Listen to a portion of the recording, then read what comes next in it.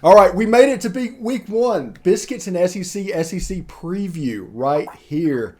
Um, this has been an impressively long season. And before we get started, I do want the guys in Biscuits and SEC to let you know how you can see their stuff.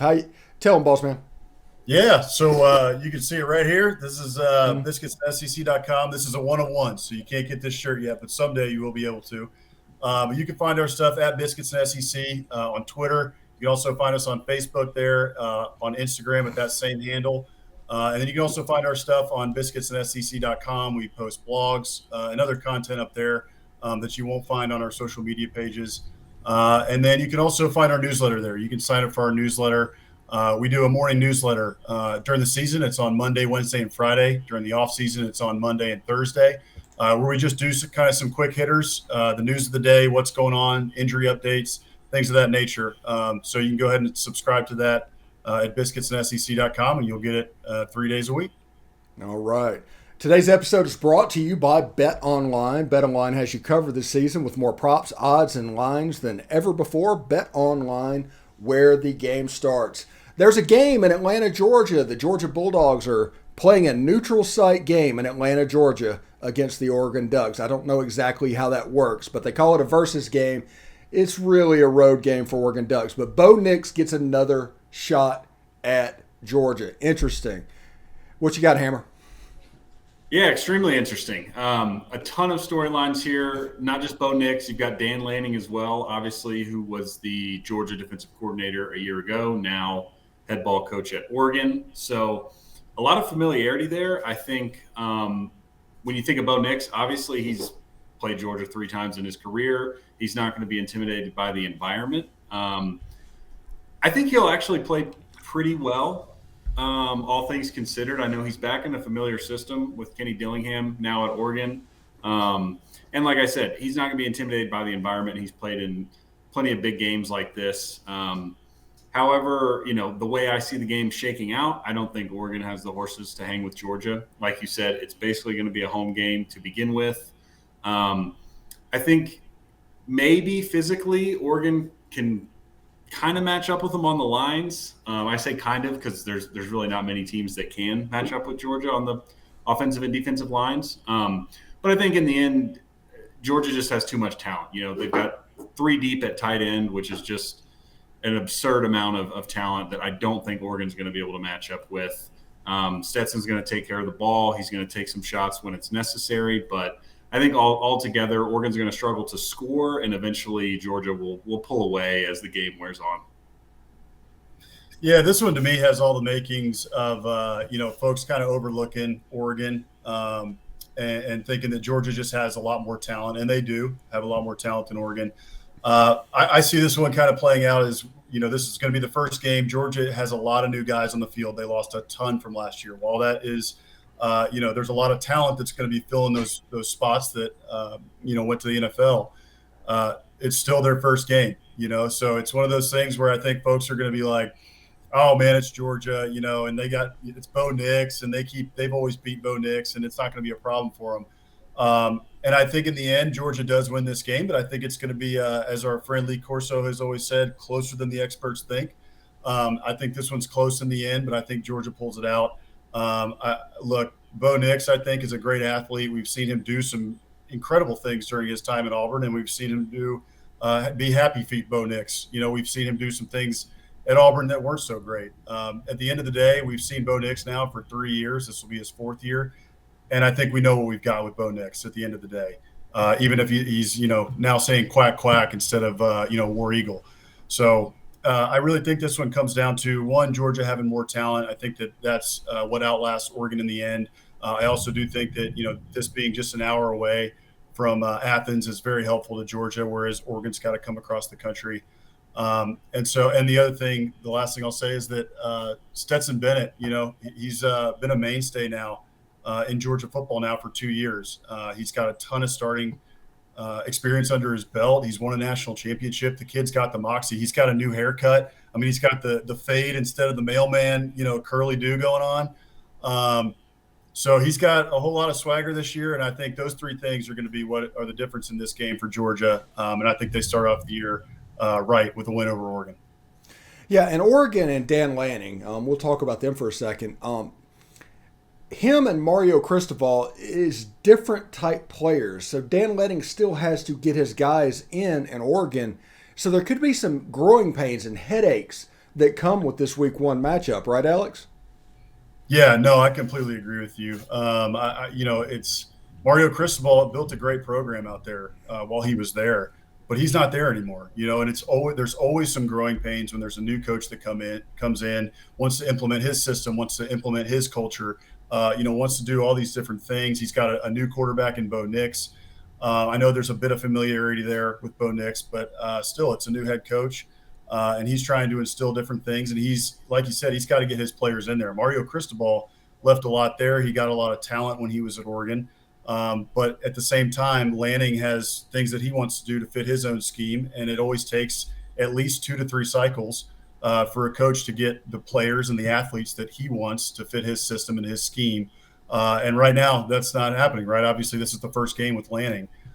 So there will be some growing pains, and you don't want to have those growing pains when you're going up against Kirby Smart in Georgia. And that's what it is. You got game 1 against them. So you're going to have to go up against them, and Georgia, I think, is going to, take it to them. And I think that's going to be one of the reasons. All right, Hank. You look at this Georgia team and the recruit. They have to replace James Cook. That defense is going to get all the headlines because of how many players they put out in the league. But how big of a loss is James Cook to this team, and how potentially will Georgia try to bridge that gap? I think he's a very big loss, mainly because of what he was able to do in the passing game. You look last year, Georgia, they had Brock Bowers, and they sort of had a group of receivers that were decent, but nobody really stood out. And then they had James Cook, who had several plays where he would just run that little wheel route out of the background, matched up with a linebacker, and they couldn't keep up. So he had a lot of chunk plays in the passing game last year. I think, running the football with Kendall Milton and I just wrote this today. It's Kendall Milton, McIntosh, yeah. Right. So those two, I have full confidence they'll be able to run the ball basically without a drop-off. As good as Cook and Zamir White were, I think running the ball, they'll be fine. It's Georgia, right? I mean, they pretty much breed running backs down there. So we'll see what Monken wants to do. I think what we could see is I'll go back to the tight ends. I think if Eric Gilbert is what we've been hearing, obviously he's talented. It seems like whatever off-the-field issues he had, he's got under control at the moment. So I think that's a guy that you could look at. Obviously, Brock Bowers is going to get his touches, but he's a known commodity. So if you're looking for someone to possibly fill that gap for what James Cook was able to do, I think Eric Gilbert is a good candidate, just because if you have 2 tight ends out there, one of them being Bowers, you're probably going to have a linebacker on Eric Gilbert, and I think that's a mismatch. So that's my hunch, at least, for who could maybe fill that void in the passing game. But I'm interested to see. I mean, I don't think we've really seen in at least recent memory, a tight end room that has guys like Gilbert, Bowers, and then the Washington. 6'7", Washington. So they're all a matchup nightmare. I'm just interested to see how Monken uses them. Yeah, absolutely. Okay, let's go through this real quick. Alex, Bossman, let me know something I can expect. Tell me how this game is going to go. So I think it's a little bit of what I said at the outset. I think this one's going to be close at halftime. I think it's the first game of the season, and teams for the most part still, unless you're Alabama, right, when you come out and just wreck shop against Florida State or somebody, for the most part, teams come out a little bit sluggish in the first game, and so with Georgia bringing in all that new talent, they got to replace so much that they lost to the NFL last year after that national championship. I think that means there's going to be a little bit of growing pains for Georgia, probably in the first half. I think the same thing is going to be said for Oregon, since they're breaking in Dan Lanning, they're breaking in Bo Nix, and also breaking in a few other players since they lost some talent as well. I think there's going to be growing pains throughout the first half. I think it's going to be sluggish in the first half, and I think it's going to be close going into halftime. And then I think when you go into halftime, you're going to have Kirby Smart kind of jumping down their throats and taking it to them. We're going to see on YouTube in a week whenever they put their show out that Kirby Smart's going to be, jumping down their throat and ticked off. And then Georgia's going to come out in the second half. I expect Georgia to win this one by probably 2 scores. I'd say 10 to 14 points is what I'm looking at. All right. What you got, Hammer? Yeah, pretty similar. I think last I saw the spread on this was somewhere around 17. I think Georgia will cover. I do think, like I said, I think it'll be pretty close early on. I just don't see Oregon scoring that much. They lost their leading rusher to transfer. I believe Dye is now at USC. So I don't really know what to expect out of their backfield. Georgia returns Jalen Carter on the D-line, and then I think the rest will be new faces, but they're probably all 4 and 5 stars. So we just don't know their names yet per se, but I think they're all really talented. So I'm just not sure that Oregon's going to be able to score that much. And, from there, I think, like I said, it's just a little bit of figuring out what Oregon's going to try to do defensively. I think they'll have a very sound plan. It's Dan Lanning. He knows Stetson. He knows Georgia. So they should have a very good plan. I think it's just the longer the game wears on, the more the talent will show, and they'll work some mismatches, find some opportunities, and Georgia will pull away in the second half. And like I said, I think they'll cover that spread. Yeah. Yeah, we absolutely. That was Georgia and Oregon preview. We're going to go around there all the other SEC games right after this. But first, I want to find out, are you one of those people who thinks it's okay to drive stoned? What is the worst that can happen? You end up driving below the speed limit? It's no big deal, right? Wrong. The truth is your reaction time slow way down when you're high. It's not only you put yourself in danger, but everyone around you. Talk about a buzzkill. Stop kidding yourself. It's not okay to drive high. If you've been using marijuana in any form, do not get behind the wheel. If you feel different, you drive different. Drive high. Get a DUI. Anyway, thank you for making the Locked On Ole Miss podcast your first listen every day. We are free and available wherever you get your podcasts. We just went through the heck of a thing talking about the Georgia and Oregon game. Now we're going to go through really quickly the rest of the games around the SEC. And if you guys want to hang around in segment 3, we're going to talk about the college football playoff expansion. But some of these games are no line. We'll just do a brief thing. Texas A&M is hosting Sam Houston. I think Sam Houston's FBS, if I'm not mistaken. They moved up this year. Haynes King gets the call. What are y'all looking for from the Aggies? That's it. Haynes King. Haynes King's the guy, so I'm looking forward to seeing him. Also looking forward to seeing how they use the wide receivers. You got Evan Stewart coming in.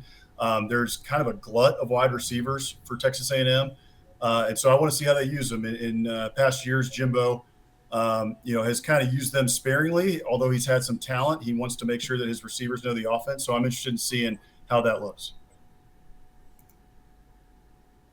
All right. Yeah, pretty much same here. Not much more to add there. It's Sam Houston, so it should be an easy win. Yeah, it's a no-line game. Number 23, Cincinnati, goes to the Hill in Fayetteville to play number 19, Arkansas. Should be a big game. It's a game where I think the offensive line and a 250-pound quarterback is going to give the Hogs the edge. What say you, Hank? I totally agree. I think you look at Cincinnati last year, incredible season. I believe they had 9 players drafted, which for a group of 5 team is unbelievable, truly. Now that means they have 9 guys that 9 roles that need to be filled that were really talented players. Arkansas lost a little bit more so on defense, and obviously with Traylon Burks. But I think overall they returned quite a bit. Again they lost a couple linebackers, but Bumper Pool's still there. Jalen Catalon's in the secondary, and KJ Jefferson's a super talented player. So I think Arkansas at home will be able to handle Cincinnati. I think Cincinnati's going to be good. I think they'll be well coached. They'll probably win, 9 or 10 games, but that's with a group of 5 schedule. So I don't think they're going to be able to go into Fayetteville and come away with a win. I'd agree with that. I'm looking forward to seeing KJ Jefferson without Traylon Burks, and I want to see Hazelwood. I want to see Jaden Hazelwood and see what he looks like. They've been talking him up in spring. He didn't totally live up to the hype while he was at Oklahoma. So let's see what he's got. Can he do it in the SEC? And I want to see that in game 1 and see if they're targeting him constantly and see if he starts living up to the hype. With Cincinnati, like Hank said, they lost a lot. They lost Desmond Ridder, who was the engine of that team last year. Luke Fickell's a fantastic coach. He's done a great job of recruiting at Cincinnati. He's got Cincinnati at a level even probably higher, I would say, than Brian Kelly and Tommy Tuberville had it at one time. And he's got that ship rolling. But at the same time, they're not Alabama. They don't just reload, when they lose guys. So I expect Cincinnati to not be the same team they were last year. They're going to be good, but not as good as last year. And I expect Arkansas to take this one by a touchdown or so and get off to a good start. All right, that game's at 2:30 Central on ESPN. Over at 3 o'clock on SEC Network, the Troy Trojans go to the Ole Miss Rebels. It's starting to report and leak around that Jackson Dart won that starting job and is going to take the first snap of the game. What say you guys? Alex? Yeah, I think you were right last week. You've been saying it all offseason, that's what you've been hearing. Jackson Dart's the guy, so I'm interested in seeing what he's got. Also, somebody that Hammer touched on last week is Zach Evans. Said, Zach Evans was his surprise. I'm interested in seeing what he looks like, albeit against inferior competition. However, I want to see how many touches Lane Kiffin gives him, what he looks like in their offense. And so that's kind of what I'm looking out for in this game. But I expect Ole Miss big. Okay. Totally agree. I'll take it a different route just to give y'all something else to watch for. I'm interested what the Ole Miss defense looks like. DJ Durkin no longer there. They lost some key pieces with Sam Williams and Chance Campbell. So just interested to see what what they're bringing out there personnel wise. Obviously, it's not a great opponent in Troy, but not a terrible one. We've seen them sneak up, I believe, on LSU in the past. So, basically all you're going to look for is the line of scrimmage play. Ole Miss should be able to get to the quarterback. They should be able to stop the run fairly effectively. So as long as all that comes to fruition, it should be a easy win for the Rebels, and I think a good sign moving forward that, the defense played well against Troy and did what they were supposed to do, right? They just took care of business and out-physicaled them. Yeah, you wouldn't believe this, but all of those games, that is the daytime slate for SEC football, including the Oregon game. Just those 4 games. Every game after this starts at least at 6 o'clock Central. And we will go at 6 o'clock Central on ESPN, number 7 Utah, going down into the swamp. And believe me, down here, this time of year, it is actually a swamp. It's going to be somewhere between 75 and 90% humidity down there. They've been turning up the heat in their IPF for Utah, and all that's going to do is make you hot. That's the only thing that's going to happen, and that has nothing to do with humidity. What say you, Hammer? I've been seeing a lot of Florida love as of late, but and of course I understand that it's in the swamp. It's going to be rocking. It's Billy Napier's first game as the Gator head coach. I think, especially on the recruiting trail, he's doing very well. I think Gator fans are excited to start this new chapter. But I'm going to go with Utah here. I think, Kyle Whittingham is a fantastic coach. He's been there forever. And with Utah, you know what you're going to get, right? They're physical on both lines of scrimmage, and they're not going to beat themselves. So you're going to have to take the game from them and kind of, beat them at their own game. They're very good at getting teams to play that style of football. And I think with a quarterback like Cam Rising, who's experienced, he'll be able to go on the road and handle the atmosphere. Now, I think it's going to be a very close game and very close to a coin flip. I just give Utah the slight edge due to experience, familiarity with the coaching staff. Florida's very capable of winning, though, and if they do, I think it's on the back of Anthony Richardson. We've seen flashes of what he can do. Can he put it together for a full 60 minutes? We're about to find out. But he's certainly very capable of doing that, and the Gators are capable of winning. When I think of a team that I trust more to, handle this environment, I think I lean Utah, but very slightly. I think it's going to be a very competitive and close game, so I'm super excited to watch it.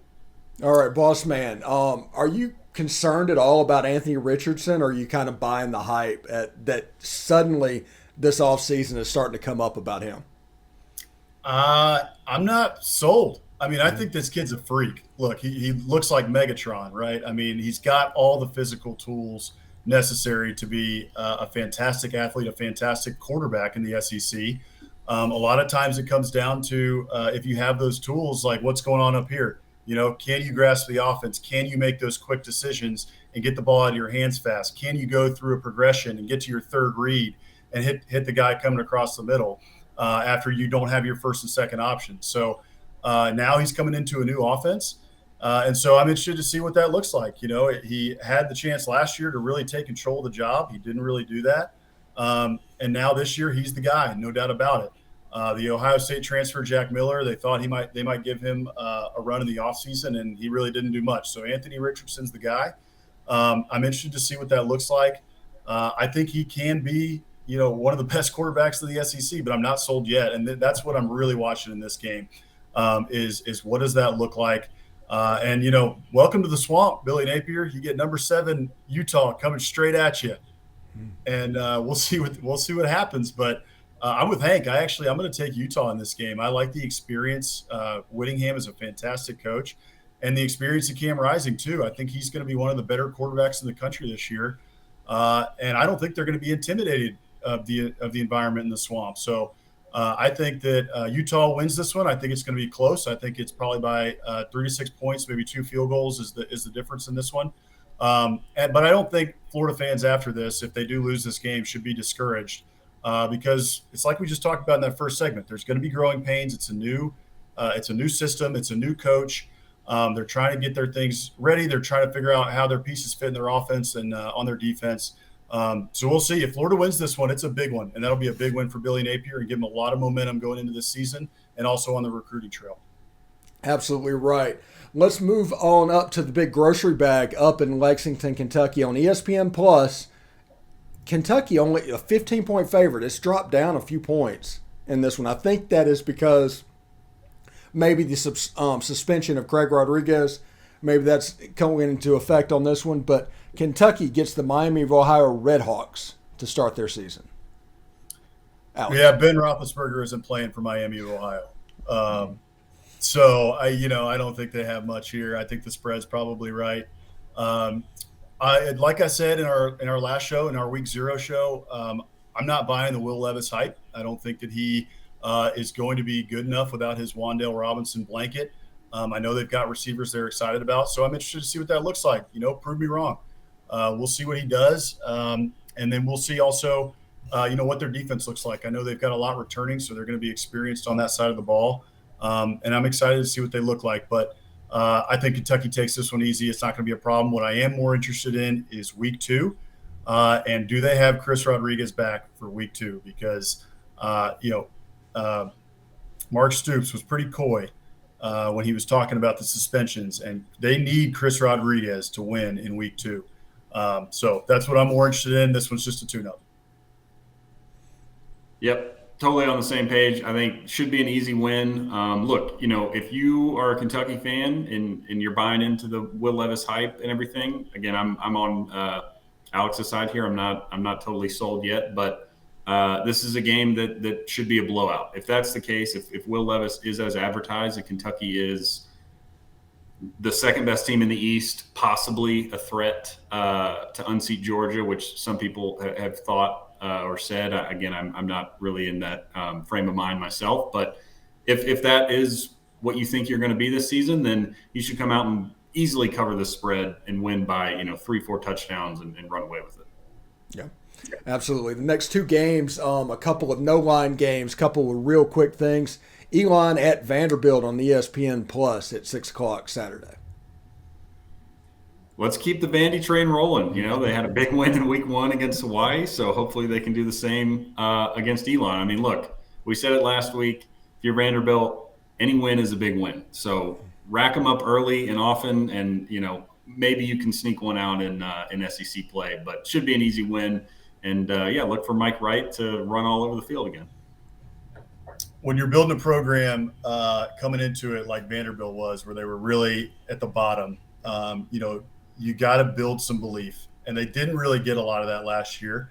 But that first win against Hawaii, they whipped them. And so I think that this team is starting to believe a little bit. If you listen to some of the post-game interviews that they did with the Vanderbilt players, including Mike Wright, you can tell that the culture is starting to take hold that Clark Lee is trying to implement there, and that these guys are starting to believe in themselves. So you need to keep racking up those wins when you can, because the SEC schedule's coming, and it ain't going to be pretty again. But this week, you should be able to get another win. Mike Wright looks great. He's a good athlete. He's running all over Hawaii. Well, hopefully he can do it again this week. And let's keep this rolling. Like you said in our preview show, in our week 0 show, Stephen, there's a possibility where Vanderbilt could go into the Alabama game 3-1, which would be pretty wild. So we'll see if they can get there. There's a pathway to it, and I'd love to see it. So I think they get a win this week and get to 2-0, and we'll see if they can get to 3-1, because I think it's Arkansas after that, and I don't think that's a win. Yeah, I don't think that's a win either. Mercer goes across the state line. I guess it could be argued that if you're in the camp that Auburn's actually in Georgia, they don't go across the state line. But TJ Finley is the quarterback for the Auburn Tigers. It's another no-line game. Auburn shouldn't have any trouble. I'm expecting 60 points. What say you, boss man? Yeah, I agree. I don't think they should have any trouble at all. However, in the past, I mean, just last year, Auburn had trouble with a much lower opponent that they should have whipped. This is game 1 of the season. You usually have some growing pains.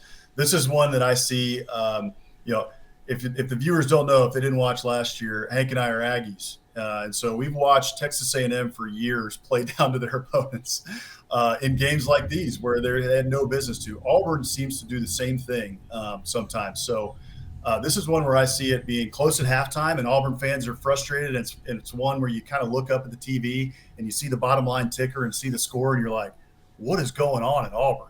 And it's like, 24-10 or something, or 20-10 going into halftime.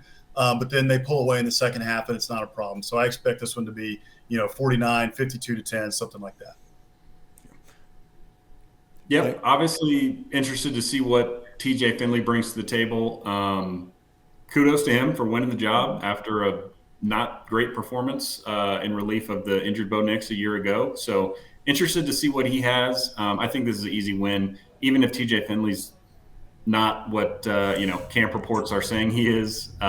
They should be able to run the ball with Tank Bigsby and Jarquez Hunter and get out of there with a win. And look, if you're Brian Harsin, you better run the score up, because you're coaching for your job. It's week 1. You're coaching for your job. So, like you said, they should try to hang 60 if they can. By the way, TJ Finley, he's the one that saved them last year when Bo Nix got hurt when they were playing. I believe it was Georgia Southern, who about had him on the ropes in Jordan Hare. So TJ Finley, he's a known FCS slayer. Let's get it again in week 1. That's right.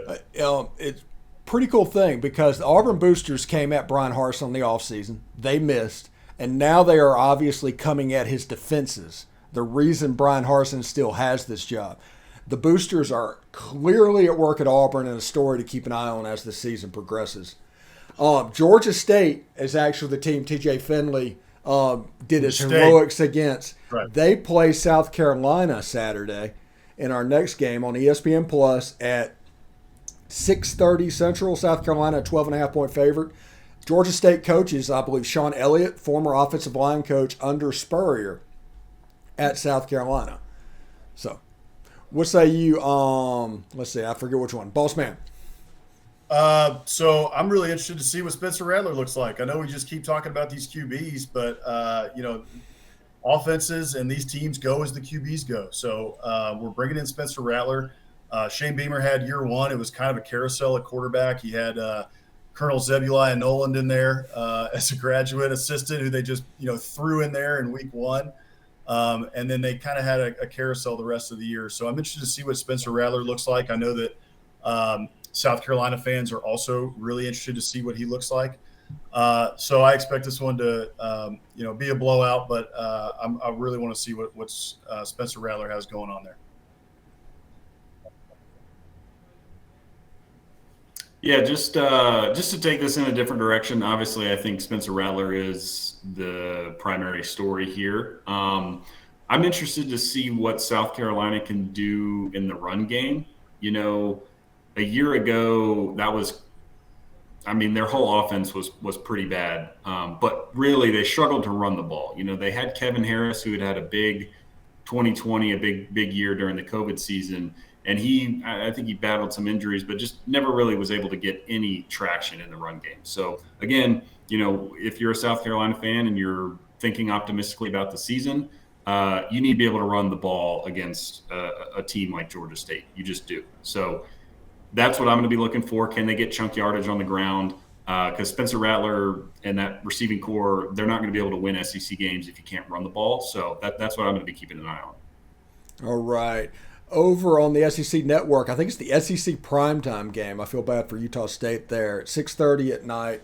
Alabama is a 41.5-point favorite in this game. Bryce Young and the boys. Now, they have to replace Jameson Williams. They have to replace Brian Robinson. These were big pieces on the team that was last year. Now, this is Alabama, and there's 5 stars everywhere, but that's still no small feat, right, Alex or Hammer? Yeah, it's no small feat. I guess luckily for Alabama, they're not playing in the big kickoff game against some Power 5 opponent this year. They get Utah State. I think Alabama is just such a well-oiled machine, despite having to replace all these guys. I will say I think overall their receivers will probably be a little bit less explosive than they were a year ago throughout the whole year. But maybe I'm totally wrong. I'm sure there'll be Bama fans that have plenty of guys that run 4.3s and can tell me that they'll be able to take the top off the defense. But I guess if you're looking for something, I'm interested to see how they use Jahmyr Gibbs. He's obviously come in with a lot of hype, and he's getting a lot of hype in the passing game as well. So, Brian Robinson was a great running back last year. He didn't add much in the passing game. So interested to see what Jahmyr Gibbs brings to the table as far as that goes. But easy win for Alabama. This is another walk in the park for Saban and the Crimson Tide. Yeah, I mean it's Alabama. They just reload, and it used to be that Nick Saban would reload through recruiting. Now he reloads through recruiting and through the transfer portal. So he's got Jahmyr Gibbs now in the backfield, and then I actually expect their wide receiving core to be better even without Jameson Williams. They got Jermaine Burton from the national champion Georgia Bulldogs. He transferred into Alabama in the offseason. And they also got Harrell from Louisville, who's a track star. I mean, that kid can run all over the field. So I think the receiving core is going to be fine. I think they're going to gel well, with Bryce Anderson. I'm confusing Will Anderson and Bryce. I was thinking about Will before this. That would be like the best offensive and defensive player in the country and be completely scary. That's I'm going like to have nightmares tonight. That's who you make up in NCAA football. Right there.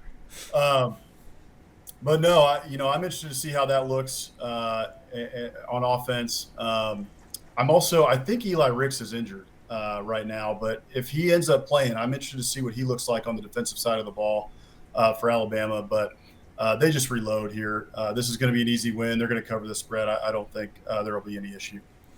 All right, Mississippi State, 6:30 Central on ESPNU, playing Memphis in Stark Vegas.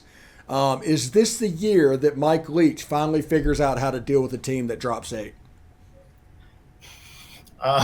Maybe. Maybe. I was reading up on Mississippi State because I'm doing our preview on biscuitsandSEC.com for Mississippi State, and I'm kind of high on the Bulldogs, man. I got to tell you, I think Cowboy Will Rogers back there, that gunslinger quarterback, I think that guy's a stud. And I think he's going to, in year 3 of Leach's offense, I think that he's going to take a step. I like what they've got. Jaden Walley coming back at wide receiver. I think this is going to be a good team and a sneaky, dangerous team as well. Memphis beat them last year on kind of a wild game, if folks remember. So I think that Leach is going to have it out for him. He's going to be ticked about how that one ended last year. And I think that in the end, Mississippi State wins this one, I think probably by 10. Yeah. I've got the Bulldogs in this game. It's at home, and like y'all said, this is a revenge game. If they overlooked Memphis a year ago, they will not this year. I'm sure Leach has been riding them all fall camp about this game. I'm going to kind of keep with a similar theme here. I think what I'm going to look for is line play. So Mississippi State, as Alex mentioned, has a good quarterback, good skill positions. They have a dynamic offense at times when it's clicking. But this is a team in Memphis that you should beat up on the line of scrimmage. They lost Charles Cross, their left tackle, to the NFL. I think he was a top 10 pick. If not, he was a first rounder. Great player. So interested to see how they replace him. And I think when you look at Mississippi State last year, the game that comes to mind, is the Alabama game where they just got whipped on both lines of scrimmage. So if they're going to be a real contender, they need to, start showing it right away. They need to handle Memphis, beat them up in the trenches, and then, maybe, they'll be for real. All right, Hank, our last game of the weekend, LSU and Florida State. Florida State is playing, let's just call it a road game because this is another one of those games. The game's in New Orleans. It's in the Superdome. But Florida State takes on LSU Sunday at 6:30 Central. LSU's a 3-point favorite. It's going to be on ABC. Hank, how do you see this game going? Man, this is probably the biggest wild card game of the weekend, if you ask me. We don't know who LSU starting quarterback is going to be. I believe Jaden Daniels is kind of the leader in the clubhouse. So interested to see what that looks like. Obviously, he brings a significant threat with his legs that we haven't seen at LSU in a while. Joe Burrow was efficient, but that was not a focal point of the offense, him running the ball. So interested to see how that dynamic plays out. I think overall LSU should win this game. It's in New Orleans. And look, we've kind of become accustomed to Florida State losing these big week 1 games. It just seems like a yearly tradition at this point. And I think when you look at LSU overall, they're probably they should be pretty good in the trenches, especially on the D line. Their back end, their secondary might be a little bit thin, especially with Eli Ricks transferring away. But I don't think Florida State and Jordan Travis are really the team to expose that. They like to run the ball, especially with the quarterback. I don't think Jordan Travis is very accurate downfield. So I think the matchup lends itself well to LSU, and I think it'll be a close game. I don't expect LSU to come out and, blow them out. I think both of these teams are, probably somewhere in the range of 5 to 8 wins on the year is kind of what I'm thinking. So it should be fairly evenly matched. I just think overall LSU has more talent. Brian Kelly's a very good coach.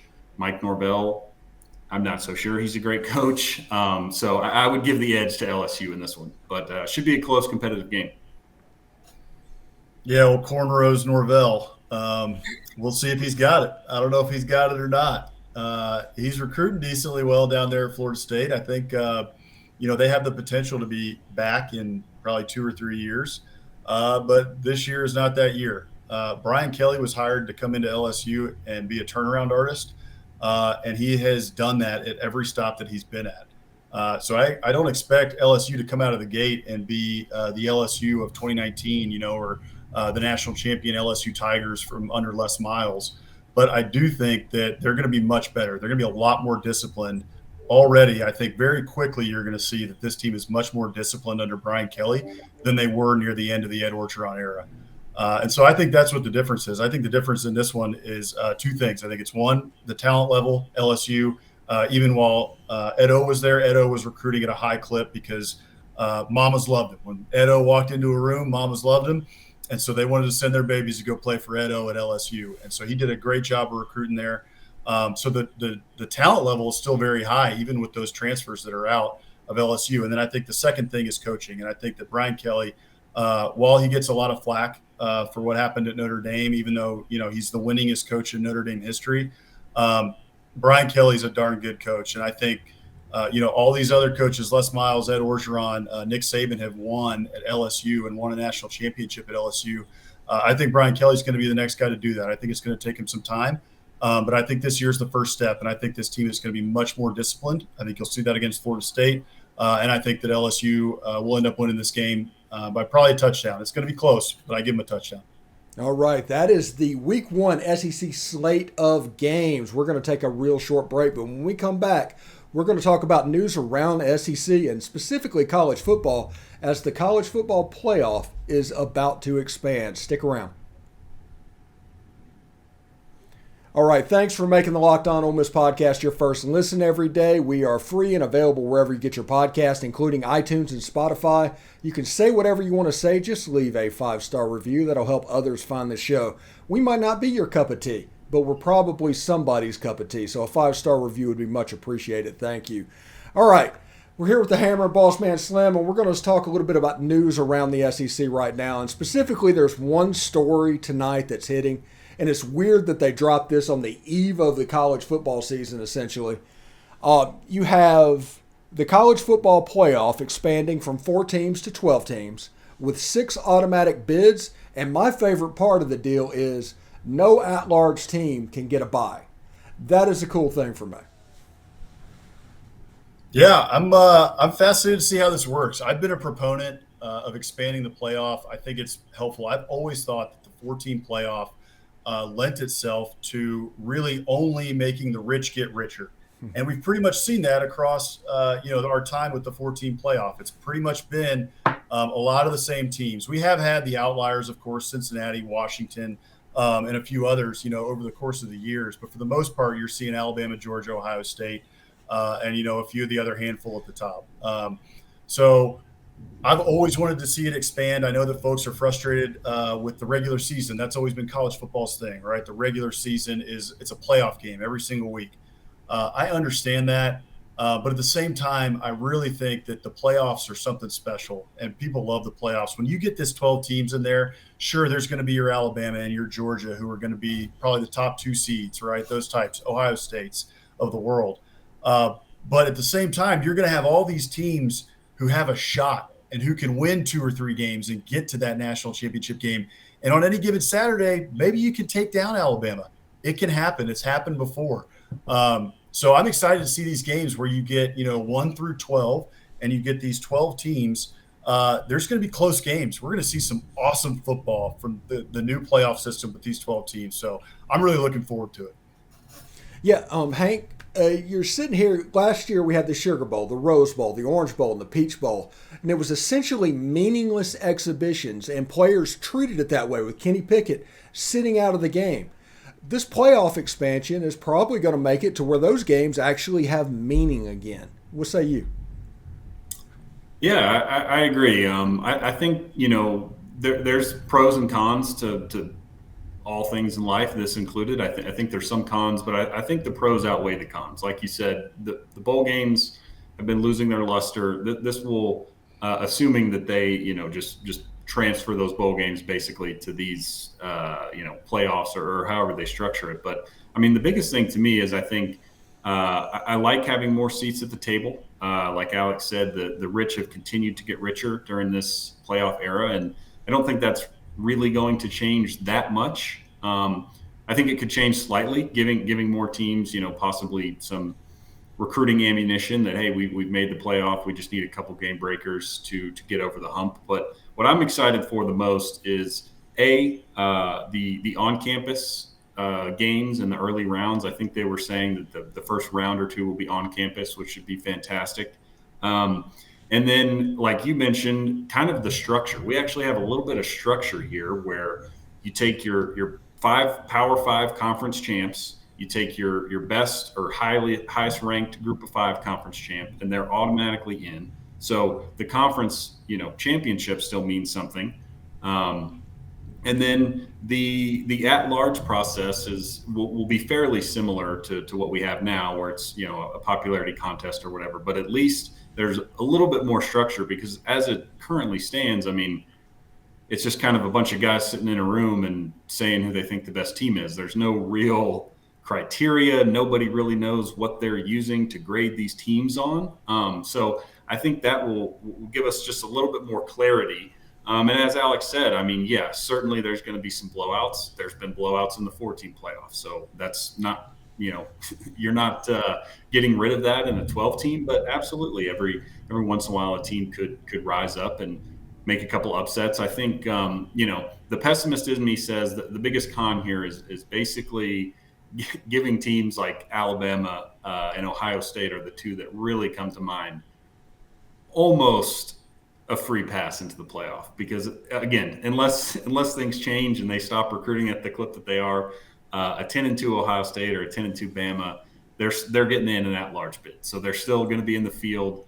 But at the end of the day, look, if Bama or Ohio State is 10-2 and they come in as a 10 or 11 seed or whatever and win the thing, then kudos to them. They earned it, and sure, in the old playoff system, they would not even get a chance to make it. And so that would be the off year. But I don't think there's anything wrong with rewarding excellence. And, those programs are extremely good. So they, even if they have a down year and they're 10-2, if they make the field, then they've got just as good a chance as anybody. So I'm excited for it. I think like I said, I think the pros far outweigh the cons here, and it should be good, hopefully, for the overall sport. All right, Bossman, Thanksgiving night, 2025.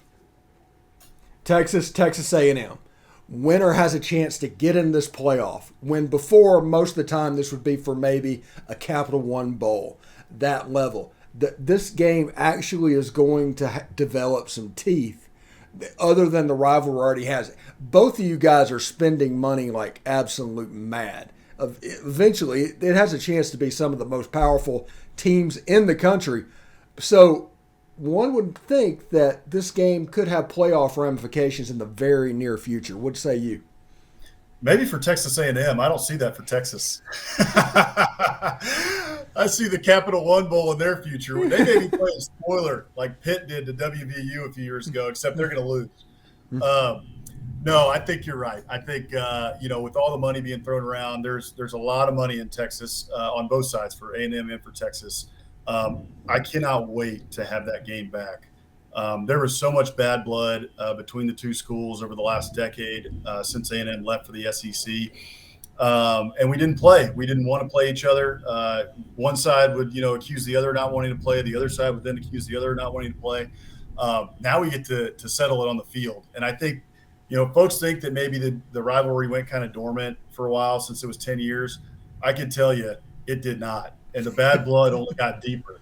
And it's the same thing. If anybody watched the other night, Pittsburgh and West Virginia play, that rivalry also went dormant for a decade. And that stadium at Pittsburgh, you could feel the hate oozing out of your TV screen.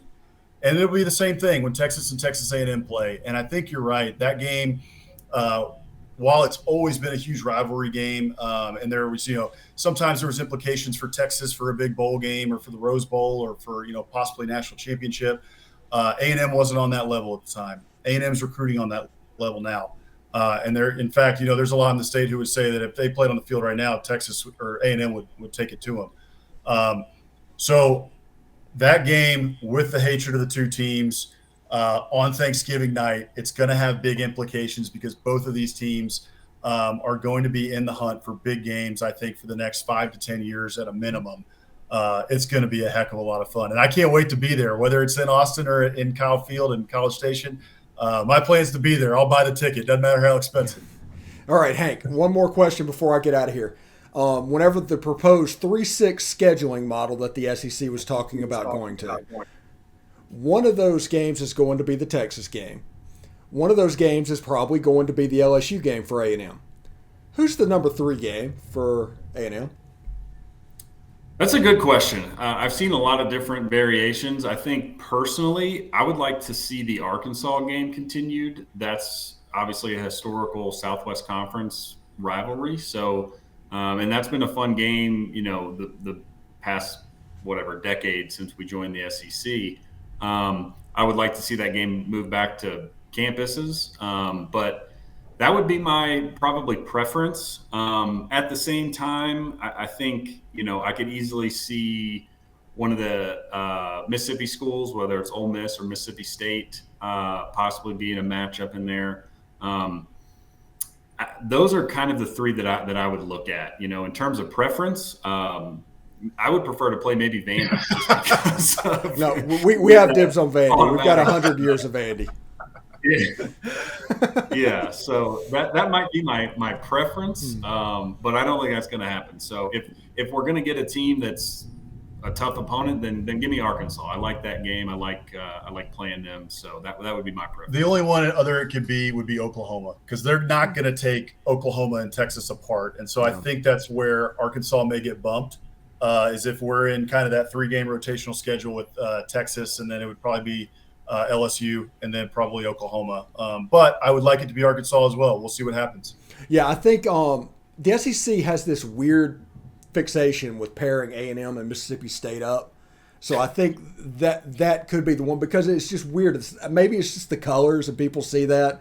But that's who I think your third is going to be. I think it's actually going to be Mississippi State. Anyway, Biscuits and SEC, the Hammer, Bossman, Slim coming in here to preview the games this weekend. Thank you, guys, and we'll see you next week. Sounds good. Thanks for having us. Thanks, Stephen.